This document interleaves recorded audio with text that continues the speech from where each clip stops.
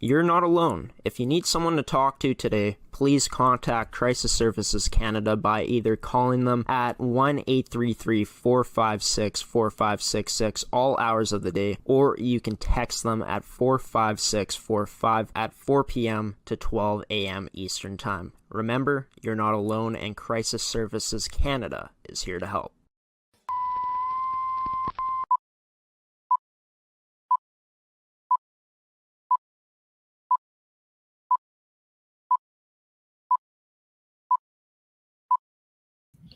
Good morning, everybody, and welcome to this week's edition of Rise and Shine Manitoba show here on ASTV Productions, brought to you by AETi, Evolve Green, and Fabricland Winkler, the official and proud sponsors of Manitoba show Rise and Shine. Hopefully everyone is doing well on this Wednesday morning. We're slowly getting towards the end of April. I believe this will be my second last show here in April for Rise and Shine Manitoba. Happy to be here on April 20th here in 2022. By the way, it's, been a busy morning getting ready for this episode. We're going to have two guests on today's episode, and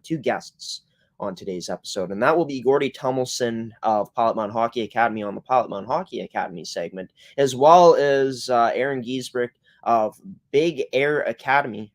He'll be joining the show later on to talk about the upcoming camps and the camps that are going on right now with Big Air Academy. Gordie Tumilson will be joining the show first to talk about the recruiting process, the ongoing recruiting process for Pilot Mound, as well as the upcoming evaluation camps and some other stuff as well. We're going to end off today's edition of Manitoba show with an edition of Graeme's Opinion. I'm going to be talking about the Game 2 of the MMJHL Finals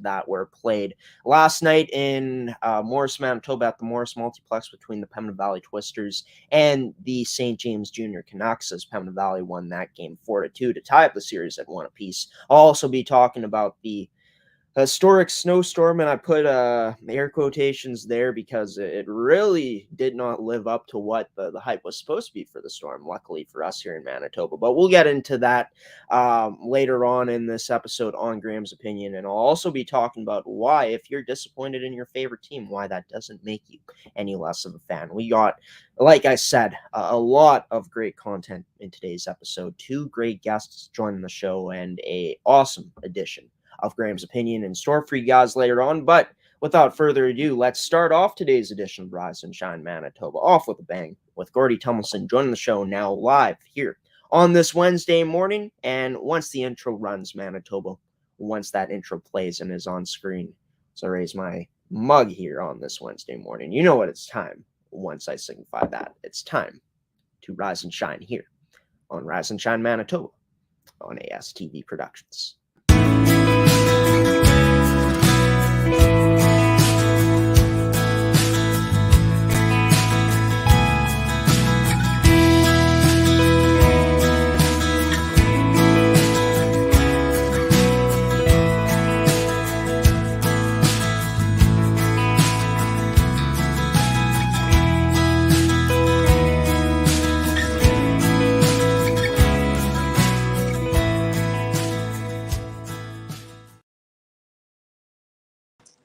Joining me on this week's edition of the Pilot Mound Hockey Academy segment is goalie coach and marketing director Gordie Tumilson. You see his name appear right there. Gordie, always great to have you on the show here on these Wednesday mornings. Of course, evaluation camps are underway. There's a lot to talk about today, but how are you doing as always on this Wednesday morning? Well, great. We went out to Pilot Mound on the weekend for the Sunday, Monday camps, and because of the Easter weekend, and of course Sunday was the blizzard or whatever that was, more snow, and it was not a fun ride going out, and yet coming home it was like it was summertime and there was no snow ever, so it was kind of like a weird a 30-hour turnaround, and went from almost not getting there. In fact, we had one player and dad driving out from Winnipeg. Got stuck on the Larivere uphill coming out of the valley. Couldn't get his little piddly car up the mountain, up the hill, so we had to go get him. I mean, it was kind of weird, but anyway, it was a fun weekend, a good weekend. We saw 10 kids, and we're looking to see a whole bunch more in the weeks to come. Yeah, should be exciting. Of course, camps already underway, the evaluation camps. In terms of the product, just looking at it, even though the camps have only gotten underway here, starting up early on, what the talent has been looking like in these evaluation camps. Well, it's mixed. We have some kids that certainly don't belong, but that's okay. They just come out to kind of see what this is all about, and they go, "Oh, okay, this is what hockey academy hockey looks like," and that's good. Good for them. Good for their parents, whatnot. It's an experience. They get to see a great facility and whatnot. The kids that are there that are certainly qualified. We get most of the kids are in that stage. They then find out what our facility looks like, and we of course take a look at them. So it's kind of a two-way street, a little bit of discussion, and so it's really neat. But we've had some good kids out, and we're looking forward to having a whole bunch more. Yeah, no doubt it's going to be exciting to see how many kids end up coming out to these evaluation camps, as they'll be continuing here throughout the months of April and May. But Gordie, in terms of that playing into the scouting and recruiting process, something we've been talking about consistently here with it being the off season, how the evaluation camps so far have played into the scouting and recruiting process. Well, it's there's a number of factors in the recruitment program, and this is the first one. It's the second one. We've all year long we talk to players that is starting to look elsewhere to play hockey as they move along in their hockey careers, and so we're talking to players literally right from the start of the season up to now, the season that we're in or just coming out of, and then they come out to the camps. So that's the first part. The second part, of course, is we start to connect with those others that have had their season and their season is over. And then we're allowed by the hockey rules to start contacting people. And we literally talk to every player in Manitoba for sure that's playing, that's in an an 07, no, so 05, 06, 07, 08, 09 age category. And they get an email, they get a phone call. It is best we can do that, all that good stuff. Within sort of a 2-week period, which is just about now, we're just about finished that, and then it's talking to the people elsewhere in the country and in the States, a few kids from Europe, and we start to sort of evaluate people and sort of make some decisions, and of course the parents start to make decisions as well. It's expensive to play. And so it takes a lot of discussion, and there's a process. And by the time we get to probably the end of June, we'll have our teams pretty much made, but maybe even sooner than that, with a few spots left open for latecomers. Oh, well, right on. A lot more to be happening here in the scouting and recruiting process as the months go along. Of course, we'll have various updates on what is going down with the scouting and recruiting process on the Pilot Mound Hockey Academy segment here on Manitoba Show. Rise and Shine Manitoba. But I know last week, I think you talked about it. I forget if it was on air or off air to me, but you mentioned another goalie coach coming out. Talk about that, how that went for that goalie coach, and who was that goalie coach who came out? Well, we actually didn't have a goalie coach come out. However, the plan is to have a goalie coach come out. Another one, we're looking at a second goalie coach. The arrangement will be that the new fellow or gal will sort of follow my direction. I'll take 2 teams on. That person will take 2 teams on. We'll have 4 teams now, and we'll continue what we think is a good program and what we continue to hear from kids that come to our camps. And we had a boy, 2 boys this past weekend. One for our U18 team and one for our U16 team. One from AAA Calgary, and one from AAA Lethbridge. So, we've hit kind of a nice marker with our program. It seems to be that other programs aren't as I guess as deep as ours is, and so people are looking for something better, and we've managed to be able to provide that for the most part. So we're feeling good. We're going to have a new goalie coach prospect out on the weekend, former AHL goalie and MJ goalie. So we won't give you any more details than that. But once we have some meetings on the weekend at the girls' camp, this coming weekend. Then we'll be able to kind of talk about who that was and if they're coming on board. Yeah, and I'm sure you're excited, Gordie, to have your workload cut down a bit. They won't have you running all 4 teams. Unfortunate, but also I feel like you must be excited to not have too much work here heading into the new year. Well, yeah, it's I love the kids and I love the challenge. It's emotional, and that's the hard part. There's a bit of a time commitment, obviously, to do this. And it looks like the way the seasons are going, this season is coming up. There's far more showcases. I can get into that a little bit. That was one of the things we hadn't talked about. There's way more showcases this year coming up, both in the States and in Western Canada. And so our kids are going to be traveling. There's going to be a lot more weekend games. So we could see on a weekend, 4 days, 4 games per team. It's 16 games to watch over a 4-day period. That's a lot of hockey to watch, and make notes and come back with details for the goalies and make sure that the goalies are getting getting the instruction and the the value of that we can as goalie coaches give them. And so having that workload cut in half probably would be great, and it's better for the goalies. It's a little easier on me. I will oversee the program, so I won't be totally divorced from all 4 teams, but it'll be a bit easier on the time commitment and then some of the emotion that goes into winning and losing, which is always tough. You brought up showcases and how you guys are going to have more than ever coming up this season. Just in terms of how that goes into, bringing in talent, just preaching that to them that, hey, we're going to be doing more showcases than we've ever done. How huge is that to tell players about that opportunity to have a lot of eyes on them in a lot of different showcases with that potential this year coming up? That's a great question, and hopefully the answer is just as good. That's what it's all about here. It's it's player development. That's what we have both in school and in hockey and in community. But certainly in school, the showcase, of course, is the exams and those kind of things. So that's private, and that's all amongst the players at school and their teachers.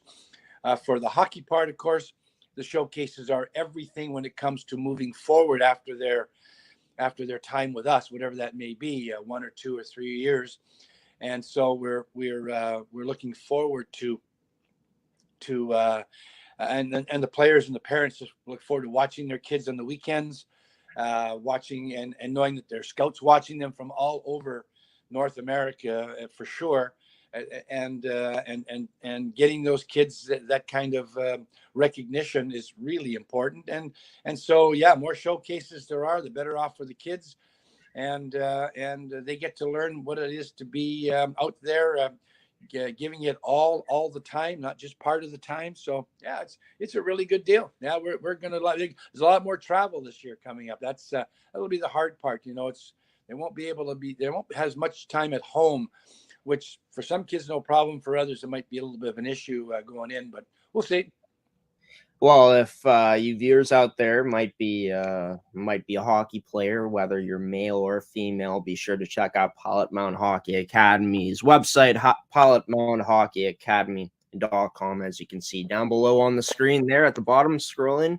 We'll leave that up for the duration of this interview with Gordie to end things off. But Gordie, you're telling me that the kids in the academy have been back for about 2 weeks from spring break. What's been going on within the academy for these players? Of course, they were helping out with the curling bonspiel. We talked about that last week, but what's been going on for the players that have come back from spring break?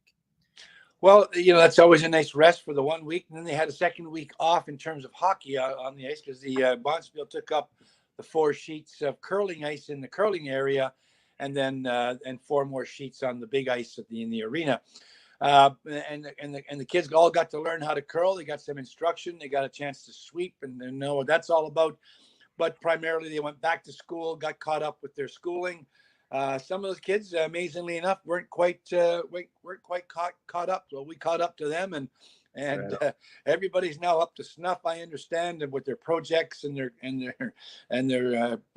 different things that they have to do for school. So that's a good thing. They got it back into the fitness room big time, so that we keep them busy that way. And once the snow clears, if that ever happens in Manitoba, we have the snowmageddon here again. Once we get that out of the way, there's a substantial track and field program that the Pilot Mound Collegiate enters into every year, and our players, almost all of them, participate in that. Some of them participate in soccer, and some participate in fastball or softball. So they're going to be busy doing that as we go along. But right now, it's fitness in the fitness room, and back to hockey this week.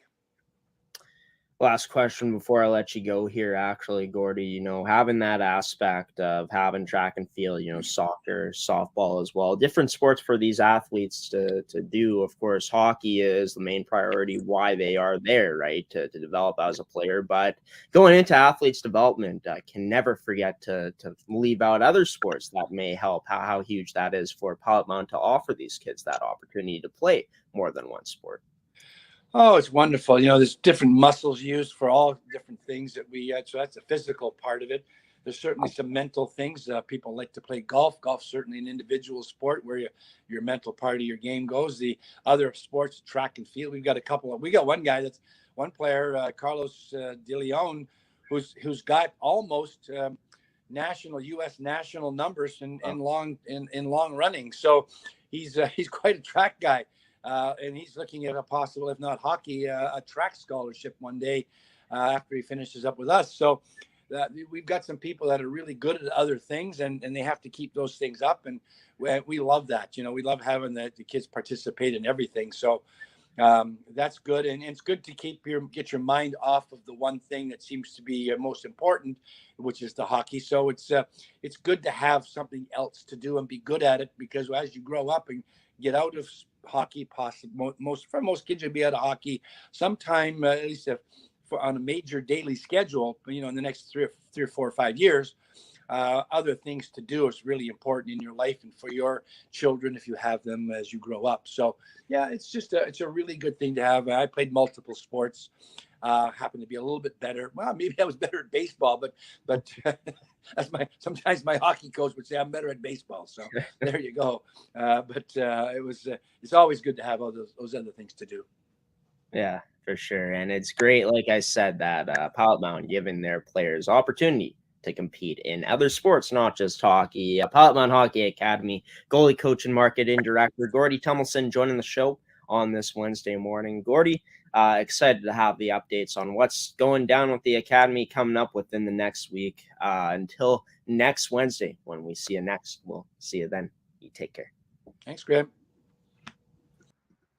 Gordie Tumilson, goalie coach and marketing director of Pilot Mound Hockey Academy, joining Rise and Shine Manitoba on this Wednesday morning. Be sure to tune in next week to Manitoba Show, as Gordie will be coming on again to talk about similar things, the evaluation camps, the recruiting process for the academy, and some other things as well. But speaking of what we got coming up next, I'll change the background up for you guys to indicate what we'll be talking about. We'll be talking some football with Coach Aaron Giesbrecht joins the show next, owner of Big Air Academy, to talk about the camps that have been running for Big Air, the camps that have been or that are coming up, as well as some other stuff as well. Some exciting things ahead on this edition of Rise and Shine Manitoba. Stick around for more after this commercial break.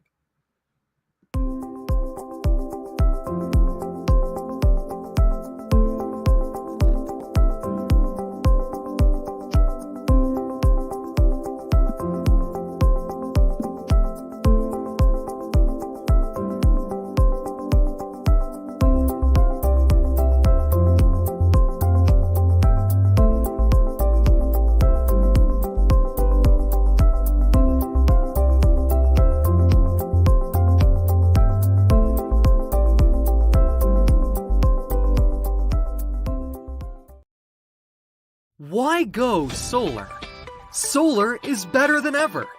Our revolutionary design and inverter equipment with the latest in solar panel technology for the ultimate in-home and business security. That's right, I said security. Grid security and security of your home are linked. Fortify your future today with a battery backup system. no maintenance, quiet running. Did you know in Manitoba, grid-connected, off-grid, and battery backup systems are 100% right off in the year you purchase for any company or farm? Do you want to back up your internet, keep your tills running, and the lights on? We can install a system that is right for you, with battery backup fully capable of taking on all those essential loads and keeping you running. When you call our experts at Evolve Green, ask about getting your free energy audit today. Call or email today to find out what system works best for you. 1-866-5EVOLVE or support@evolvegreen.ca. Also, be sure to check out our website at www.evolvegreen.ca.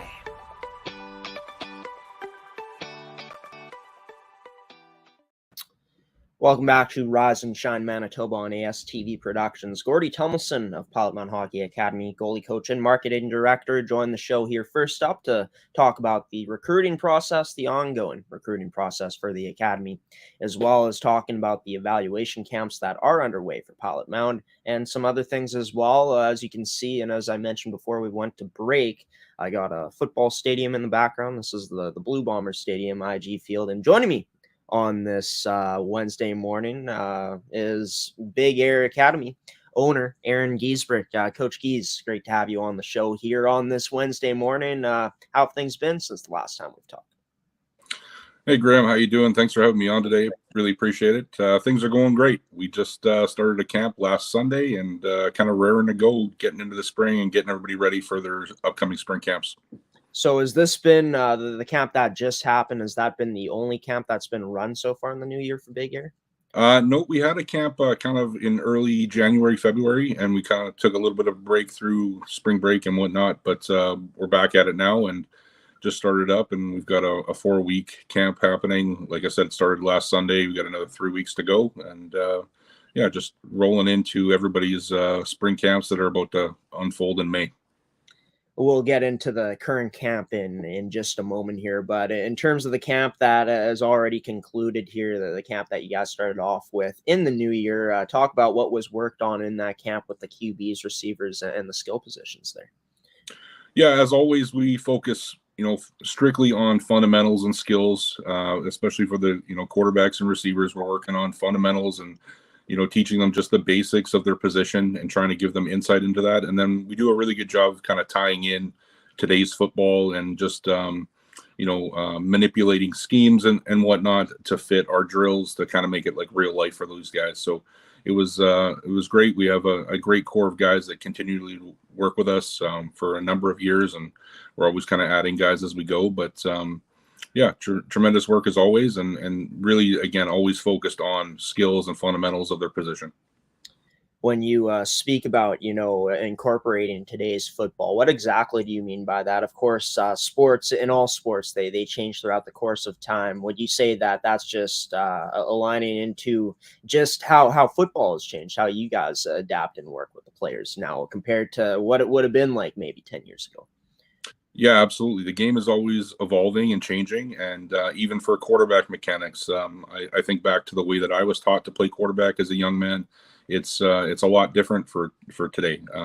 We're really kind of into the biomechanics and the science side of how to throw the ball properly and use your hip first rather than being arm throwers and kind of pushing off our back foot and kind of catapulting into our throws. That was kind of the old way of doing it, using your off arm to kind of drive and gain power. Now we're keeping that off arm inside the body. We're really working on rotation, becoming rotational athletes, and working on throwing from our hip first and our arm follows. So it's good. There's actually a quarterback right now that I'm working with, a guy that I've had in my program for a number of years that's coming off a shoulder surgery, and we're really kind of tweaking his mechanics because he was kind of in the old mold of how we did things. And now coming off that injury, we're really trying to work on, redeveloping his motion and getting the pressure off of his arm and more on his lower half.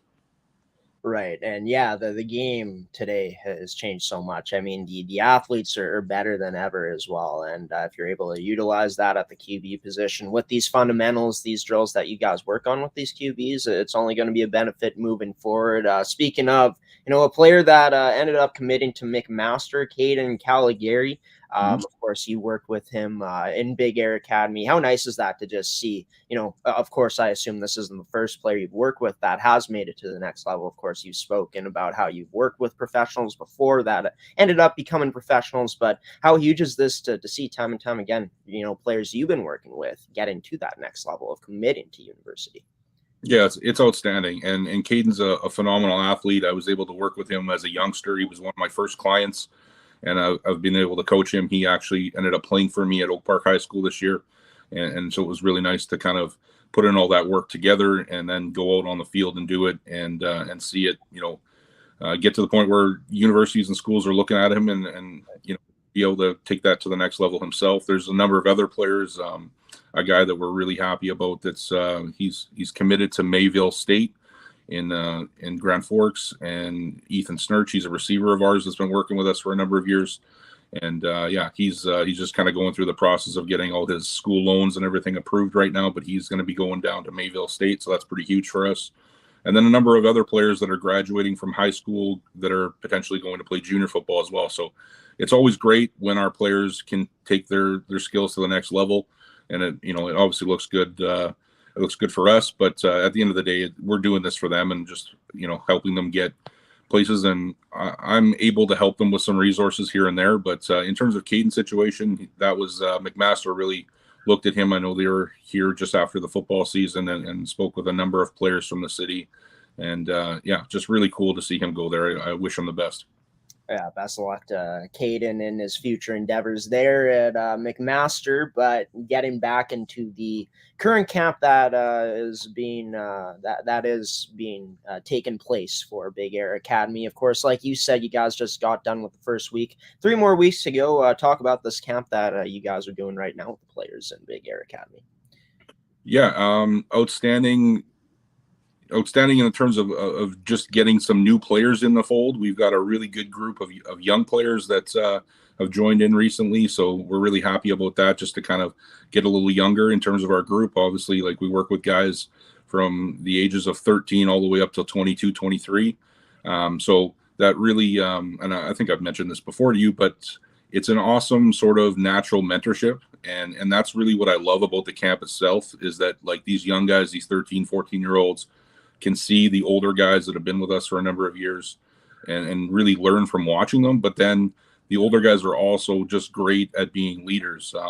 Winnipeg Rifles quarterback Bryson McNeil is a guy that we've been training for a little bit, and he's a phenomenal leader, just taking the kind of the bull by the horns in practice and helping guys and whatnot. And it's really awesome to see. And I've got a number of guys that kind of do the same thing. Kyle Logan, who's with the Winnipeg Rifles, Josh Cherison, who's with the Valley Huskers out in Chilliwack, BC. These guys have been with me for a long time, and they're really taking on a leadership role, and that really kind of makes everything better. I think we have just a positive attitude, a positive atmosphere at our workouts that make it fun. And now adding these young athletes, it's really exciting to see what they're going to be able to do. In terms of quarterback coaching, we added a new quarterback coach, Coach Brad Sarna, who's a former teammate of mine from the Manitoba Bisons. He's the quarterback coach at Dakota Collegiate, and he's an awesome guy, just a great person. And I was really happy to add him to the fold. He's just great with working with our quarterbacks and being a good mentor. Yeah, and I mean, so huge to have players not only be mentors there for the younger players, but players that have also gone through processes of going to junior, like the Rifles is. I mean, you've worked with university guys. It's great to see the mentorship group that is out there for Big Air Academy. And you spoke about how you added, there's a new QB coach that's joined in. Has there been thoughts throughout the years of Big Air since it started of just, expanding furthermore beyond the staff that you guys have in place right now? Yeah, we've really thought about adding. I think I mentioned this as well last time we were on, about including offensive linemen in the fold and getting an line coach. Yeah. We kind of tinkered with that at previous camps. The facility that we use right now at Garden City Collegiate, it's kind of our home base, and with the amount of athletes that we have at quarterback, receiver, and running back, we're pretty full in that space. So I know once we kind of get back outside, hopefully once things dry up fairly soon, we'll be able to continue, and we're hoping to add offensive line at that point. And there's a few coaches in the community that I'm looking to add to our staff as well.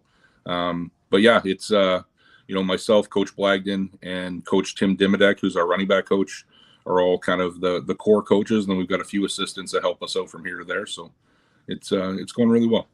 Well, right on. And yeah, hopefully the players in Big Air Academy can get out on the fields outdoors soon. We don't need any more snow. I mean, we got some more last week. Hopefully it doesn't happen again here, and we can see that snow melt and see this Big Air Academy get out on the field, as well as for all other football players. But speaking of, this camp, like you said, it's kind of getting these players prepped, ready for their spring season. Where does the focus lie, in terms of that, when getting players prepared for, upcoming spring camps and stuff like that?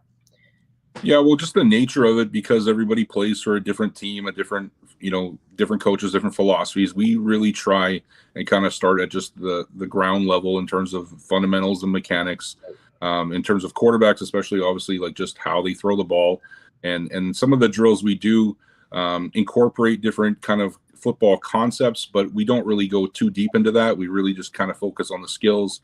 And the other part about it that we really kind of focus on, that we really hang our hat on, is just that these guys, when they're at our workouts, they're getting a lot of reps, and there's really no downtime. Not to talk badly about any other camps, but often I see players that they're doing a lot of learning on the field, but they're doing a lot of standing around. And we really kind of take an active approach to make sure these guys are moving the whole workout, that when they leave, they've got a good workout in, and they've got a ton of reps behind them. And that should help them once they get to their spring season, and then they can kind of tie in the little details that we've been working on into what they do specifically at their programs.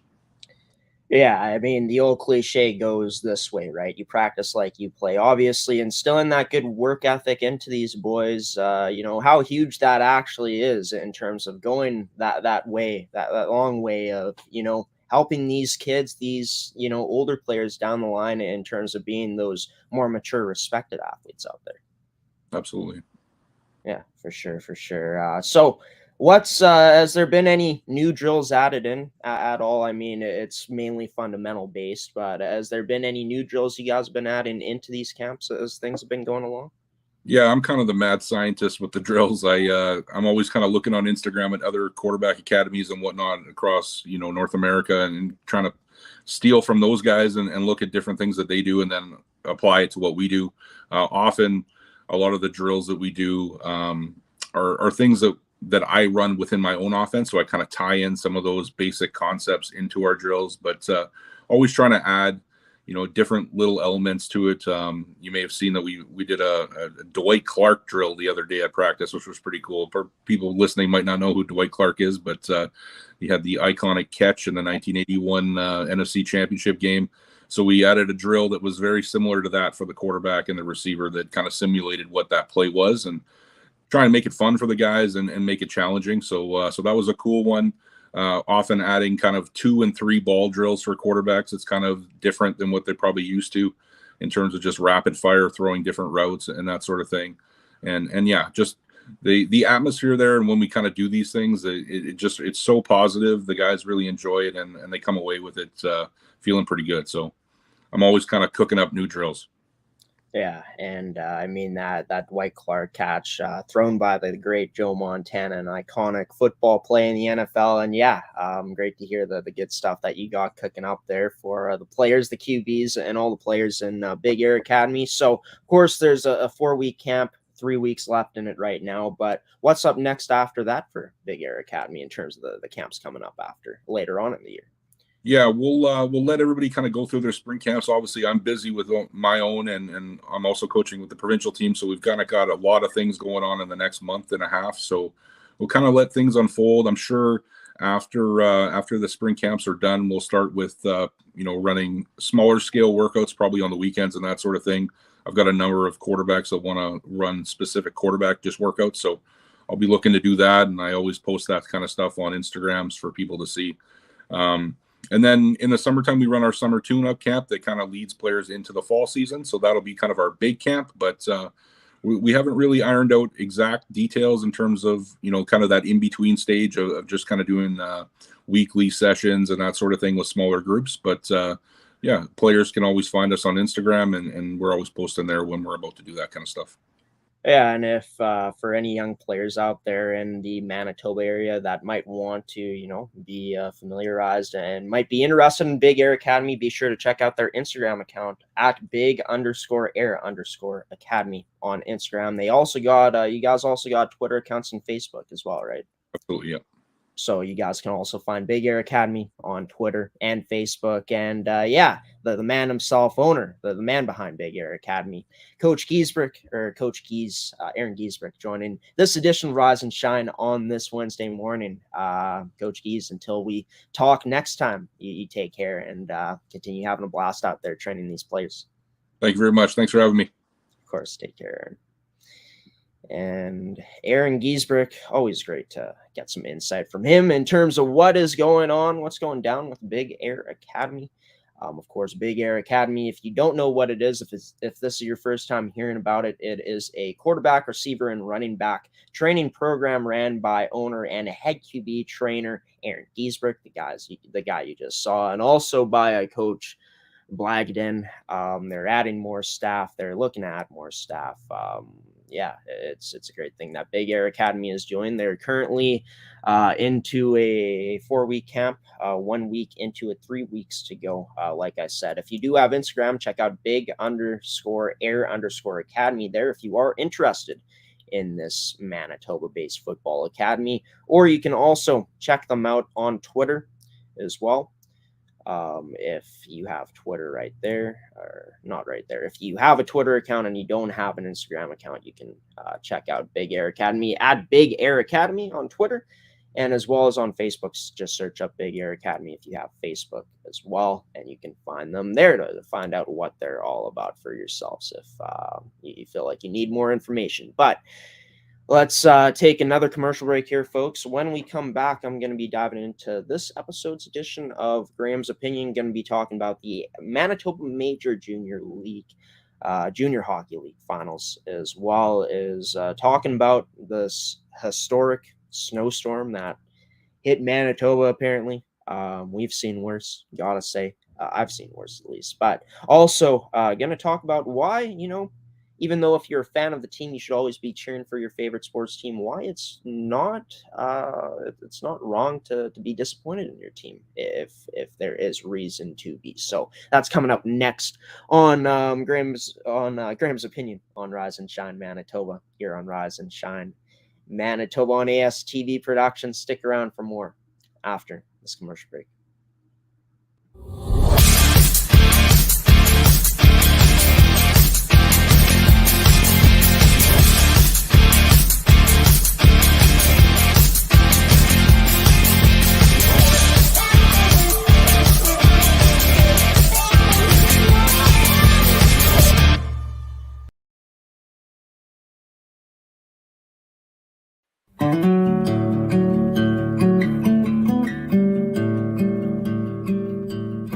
Hello, my name is Loretta Mitchell, owner of Evolve Green, and here at Evolve Green we take the environment very seriously. We have a 10 kilowatt solar system that offsets our main facility by 75%, as well as maintaining natural prairie on our grounds. Our mission, creating renewables that work for you. I started Evolve Green in 2008 with a passion for the environment and wanting to change my corner of the world. And that remains the same today. Through design, consult, and installation, we provide renewable energy systems and storage integration. Here at Evolve Green, we help Canadians rethink power and storage to help fortify our children's future. To learn more, visit evolvegreen.ca.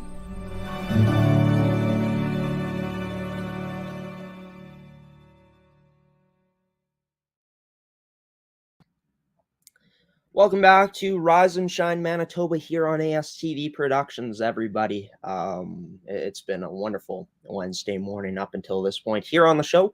Aaron Giesbrecht, Coach Gies, as they call him, of Big Air Academy, owner and head QB trainer of Big Air Academy, a football academy here in Winnipeg, Manitoba, joined the show to talk about just what's been going on with Big Air since the last time that I've talked with him, as well as talking about the camp that's going on right now, the upcoming stuff for Big Air, and a lot of other great stuff me and Coach Aaron Giesbrecht talked about. Also had a chance to talk to Gordie Tumilson to start things off here on Rise and Shine Manitoba, Pilot Mound Hockey Academy goalie coach and marketing director, on this week's edition of the Pilot Mound Hockey Academy segment to talk about just the ongoing recruiting process, as well as talking about the evaluation camps happening right now for Pilot Mound Hockey Academy and some other things as well. Of course, with our new media player, if you are watching on our website at amateursports.tv, if you want to go back right now and watch that interview I did with Gordie,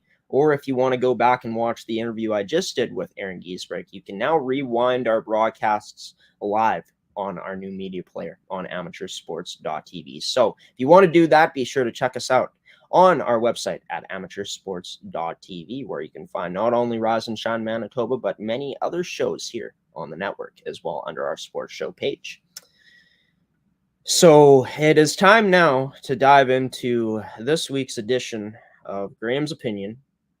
And in this edition of the show, what I will be talking about,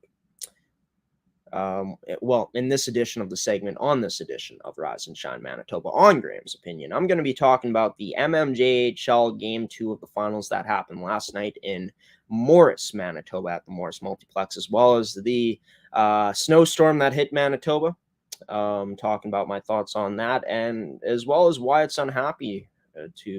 why it's okay to be unhappy with your favorite sports team. But let's dive into the St. James Junior Canucks and Pembina Valley Twisters Game 2. The Twisters came into this game down 1-0 in the best of 7 finals series. This second game of the series was actually supposed to be played last Tuesday, but due to the snowstorm, it got canceled. So it got rescheduled for Game 2 last night. And it was the Twisters taking advantage of that long break and winning 4-2. The Twisters were up 2-0 after the first 2 periods.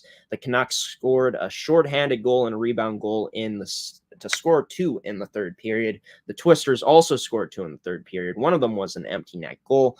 The Twisters outshot the Canucks once again, but not by much, 41-40. Shots were very high in this game, high volume of shots. It was a very back and forth game. In terms of the power plays, well, there were 14 total power plays combined between the two teams in this game yesterday.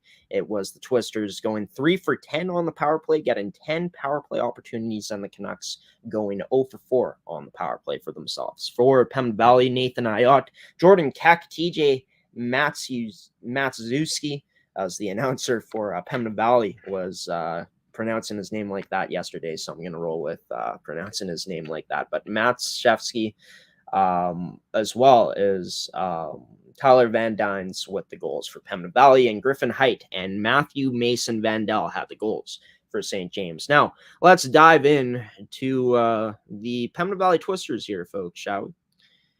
The things that I thought they were really doing good in this game for them to get the victory, and what they've been doing, it seems like, from when I've been watching them play, the few times I've watched them this season, and even in last night's game, and they had some good success with this, is they play a dump and chase game, and it did result in some good things, like I said. Good pressure put on by the Twisters with the forecheck on the dump and chase. I thought that they were hard on the forecheck. They finished their checks, made the Junior Canucks aware of their presence on the ice. And, there were times in this game where that pressure forced the Canucks to make some mistakes, turning the puck over on a hard forecheck by the Twisters. The Twisters winning the puck battles down low with the hard forecheck and getting possession there. And it also resulted in some turnovers and some icings as well. And I also think that just played into Pembina Valley doing a better job of, clogging up the neutral zone more, so being more aggressive in the neutral zone as that 5-man unit, the D stepping up and doing some good things and dumping it in and just continuing that attack that the Twisters were trying to put on the Canucks. In the O-zone, diving more into that, I felt like in terms of the shots, I mean, they weren't the most high quality of shots for the most part in this game by the Pembina Valley Twisters, but they were looking to get more quantity than quality on their shots, trying to test Gilbert from many different angles. Noah Gilbert, the goaltender of the St. James Junior Canucks, of course. And of course, they started getting in tight and capitalizing on their opportunities when they did have the power play, tipped by Matt Shevsky.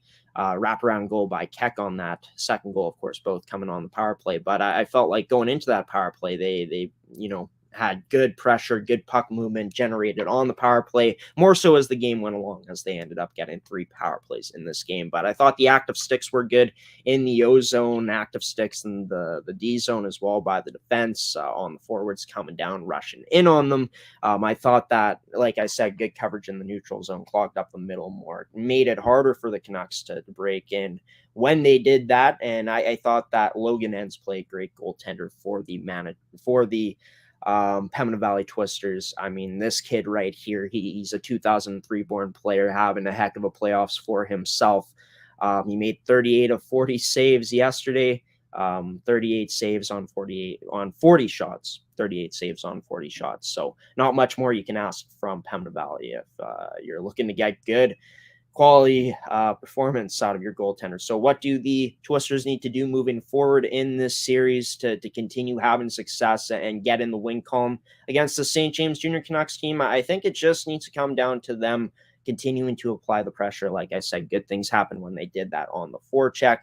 And really, I mean, applying the pressure, you need to keep applying the pressure against a team that is so good in all facets like the St. James Junior Canucks are. I think that Logan Enns needs to continue playing the way that he did yesterday. I feel like that's Captain Obvious to say, but you need goaltending to win going up against a team that's as stacked as the St. James Junior Canucks team. You're going to need your goaltender to stand on his head, and Enns did that yesterday. I think continuing to have good sticks as well resulted in some good things. Like I said, in the O-zone, active sticks by the defensemen, and the forwards in the defensive zone as well.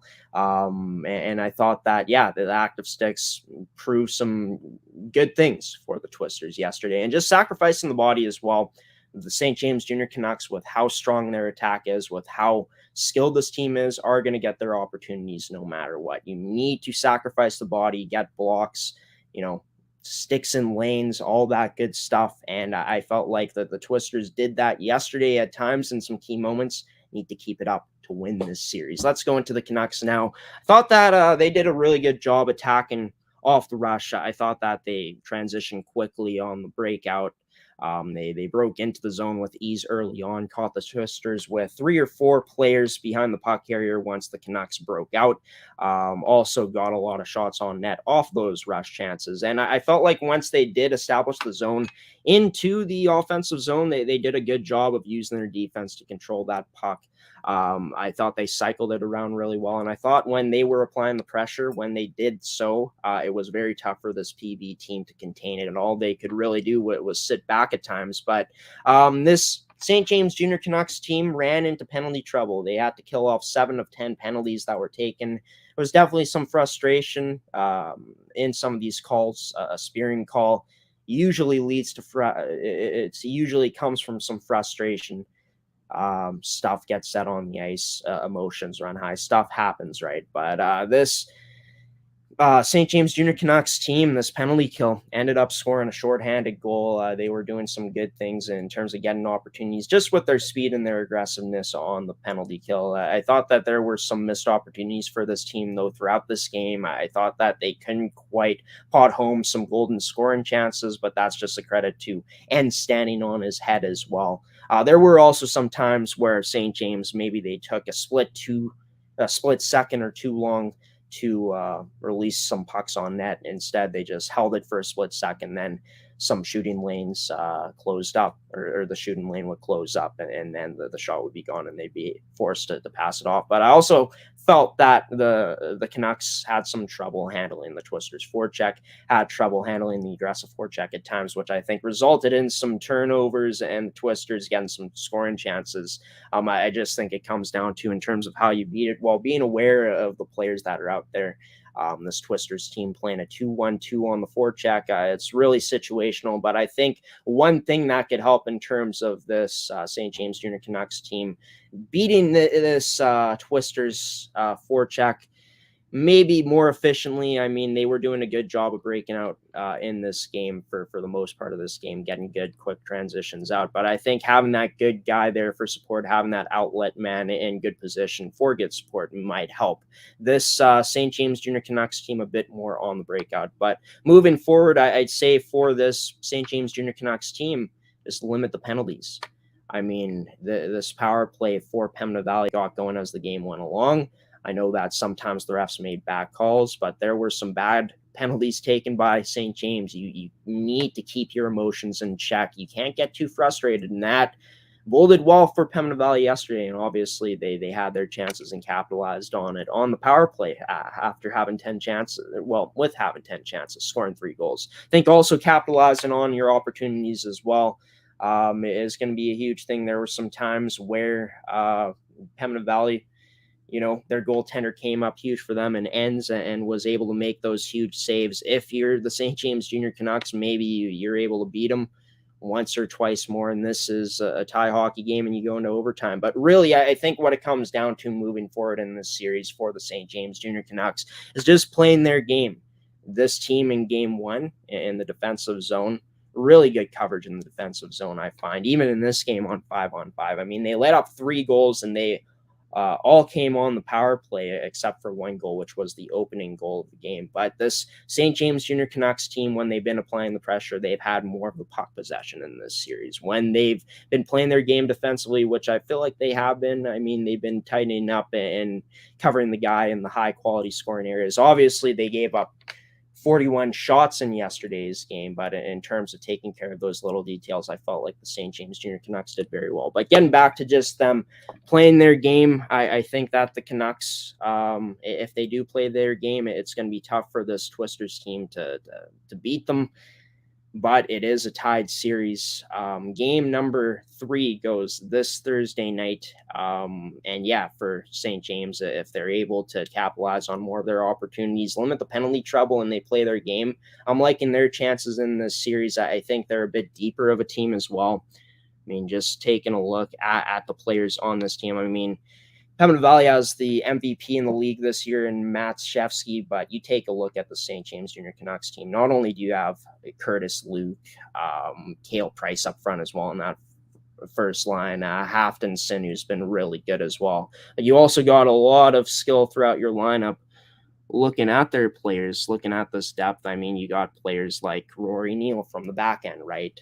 Matthew Mason Vandell had an unbelievable solo effort to pot in the shorthanded goal he scored yesterday. You got Brady Whitley, rookie forward, and Tyrone Willen, Griffin Height, who's a rookie as well. So this team is able to play their game if they are able to apply the pressure like they've been doing when they have had success against this Twisters team. Attacking off the rush as well looked really good as well. One thing I would say for the Canucks moving forward, maybe in this series, is you got to get a better 5-man unit attacking in, because there were times on the rush, even though they were getting chances yesterday and getting shots on net, that maybe if they would delay for just a sec, wait for the rest of their teammates to come up, maybe they could have set up and cycled the puck better in the zone to get maybe more possession time on those rush opportunities.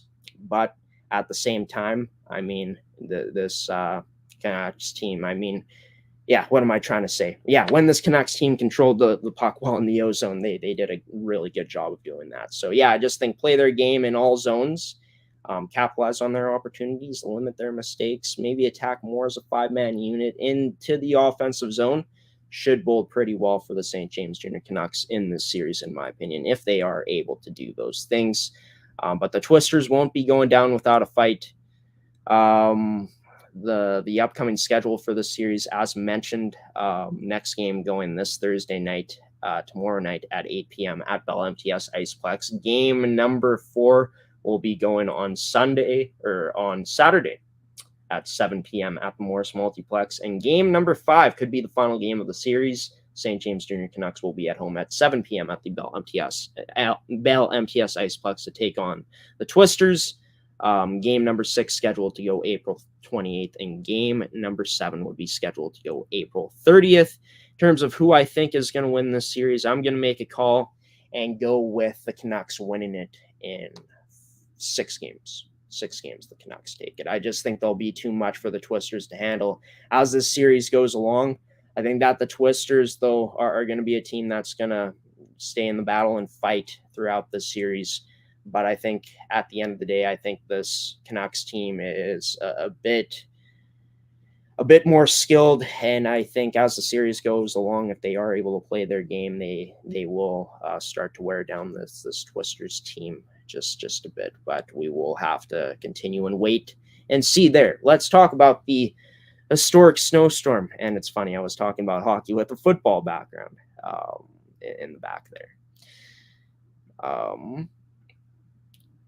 But yeah, let's switch over to hockey. I guess kind of fitting because, snow makes ice. But let's talk about this historic snowstorm that happened in Manitoba that arrived last Wednesday, so a week ago now. And yeah, I mean, I thought that the way the media was making it, the way people were talking about it, it seemed like we were preparing for the end of the world here. It seemed like every single place was going to close. And on Wednesday, just looking outside when I was upstairs, by the way, I'm back to the green screen now, by the way, no longer a COVID ran household. So back in the basement, but that was the point. I was looking out the window and I'm like, holy smokes, the snow is really coming down. This is going to be a rough few days, but as the days kept going on, I mean, the snow kept coming down, but it wasn't terrible. I mean, they said we were supposed to get anywhere from 30 to 50 centimeters of snow.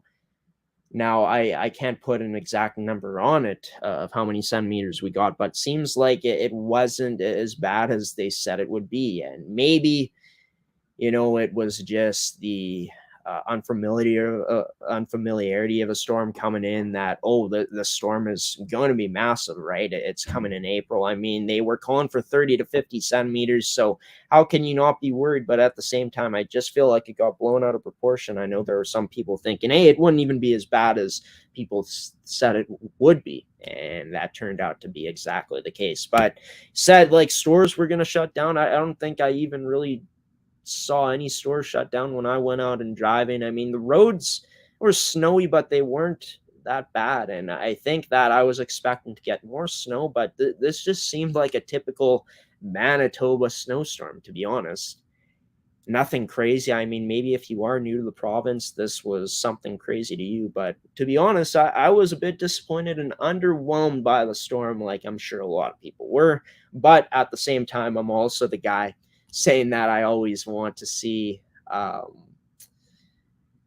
snow melt soon because I'm kind of done with winters. So, yeah, I mean, I guess it goes both ways. I was excited to see a lot of snow, but I'm also thankful that we didn't get as much as they said we were going to. But honestly, if we did get a lot, I mean, I could be totally wrong here, but snow seems to melt really fast here. Maybe we would have had more chance of a flood, but it would have been interesting to see for sure. But yeah, in summarizing it, yeah, the historic snowstorm, air quotes there, because I think that was way over exaggerated in terms of using that term. I don't think that term deserves to be used there. That's why I'm using quotation marks. But yeah, the storm, very, very underwhelming. But at the same time, like I said, happy because I think that means the snow will melt faster and we should be getting spring soon and nice warm weather here in April. Yeah, I think winter for me cuts off at about March is my limit for snow and stuff like that. But yeah, diving in now to something that I always find very interesting to talk about and bring it up because, and I'm talking about why I think it's okay for you to be unhappy with your sports team's performance. Now, here's the thing, right? I'm a 20-year-old kid sitting in my basement. I've critiqued athletes before. Athletes that will play at a level that I will never play at. The highest level of hockey I've ever played at is midget AA, which is U18 AA hockey. That's it. I mean, I'd like to think I was pretty good and pretty skilled, but I wasn't no superstar, and I can't speak to what it's like to run an organization at the pro sports level, what it's like to play pro sports at the highest level, because I'm simply not good enough. I will start off by saying this. I think that in terms of when you're talking about athletes that we get to watch, I mean, you're watching the best in the world, right? I mean, they're there for the reason. The players, the best players in the NFL, they're the absolute best in their craft. The best players in the NHL, like McDavid, McKinnon, Matthews, D-man like McCarr, the list goes on and on. I mean, those players are outstanding and just superhuman, right? I mean, you can't deny that. You can't deny that these athletes are on another level than a guy like me or you or the average Joe would be.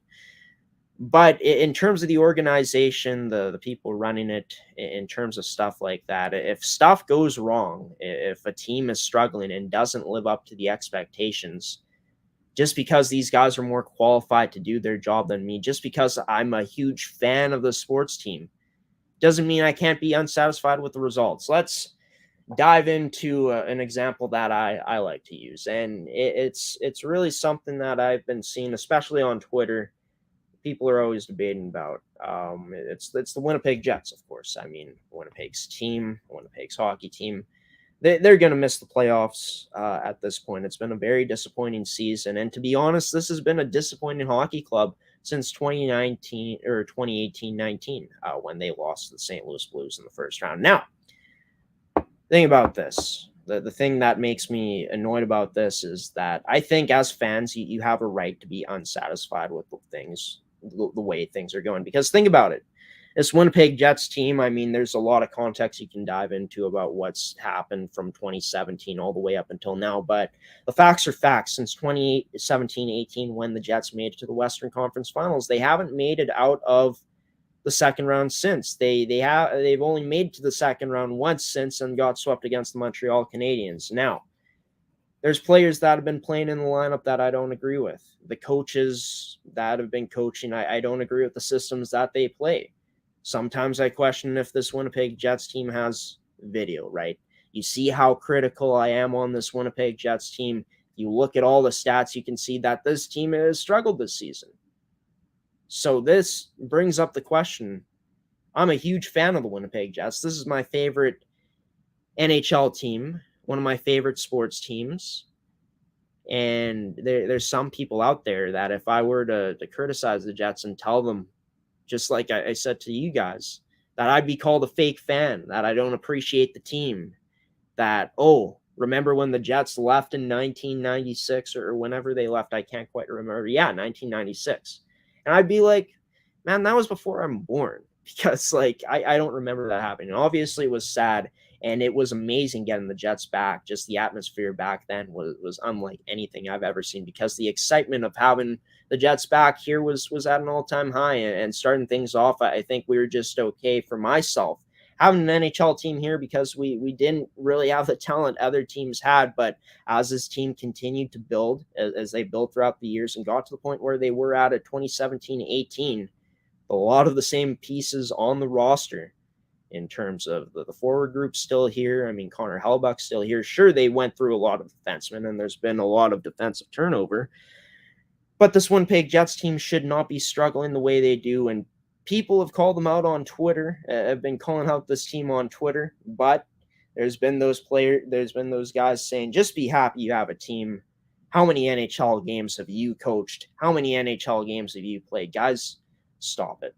I think as fans, you have a right to complain if the product isn't where it should be. Now, when I'm criticizing the Winnipeg Jets, I'm not taking away anything from their capabilities of playing hockey, but from what I see with my eye test, with my eyesight, that Winnipeg Jets team just wasn't good enough. And I think as a diehard Winnipeg Jets fan, a guy that cares about the team, seeing the struggles that have been happening here since 2018-19, near the halfway mark of that season about then, I think when the struggles are that bad and this team is so disappointing, you are able to voice your concerns and criticism. I don't think that makes you any less of a fan. Think about the Detroit Lions.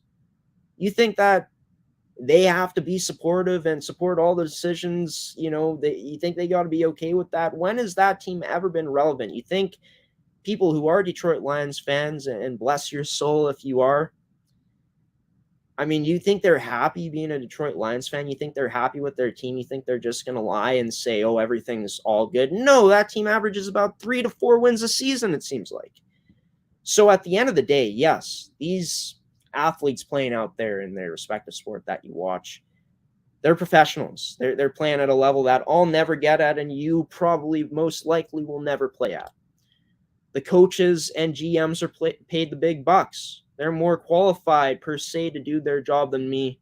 But I think that just because they're qualified, just because they got this position and they're valued higher than you might be in terms of, I guess, having the resume to judge situations. But if the results aren't there after a while in a business where it don't care about your feelings, it's all about winning, about making money. In this business that is so competitive, when you see a team that had potential coming into the season and has had potential with their roster and hasn't really known what they're doing with it, or seems like they're just always underachieving, I think that it's okay to be dissatisfied, and I don't think that makes you any less of a fan. It's just my opinion. I don't think that we should sugarcoat anything nowadays. I know that a lot of people do, but yeah, I think that it's just nonsense to be like, oh, you're a fake fan or you don't appreciate the team being here like the Winnipeg Jets, just for an example. When you can clearly see the team is struggling and needs adjustments and needs improvement. And from me, just criticizing and speaking from the heart here, it comes from a true fan. And, do I want to see the Winnipeg Jets struggle? I don't think anyone in Winnipeg does if you're a fan of the team. But when they do, you got to call them out. And I don't think blindly defending their actions and stuff like that and saying everything is good and you try to coach the team or you try to play in the NHL, I don't think that's the right way of going about it. But yeah, those are my thoughts on those 3 topics today, folks. Like I talked about in Graham's opinion, be sure to leave a like, share this episode if you enjoyed this edition of Graham's opinion.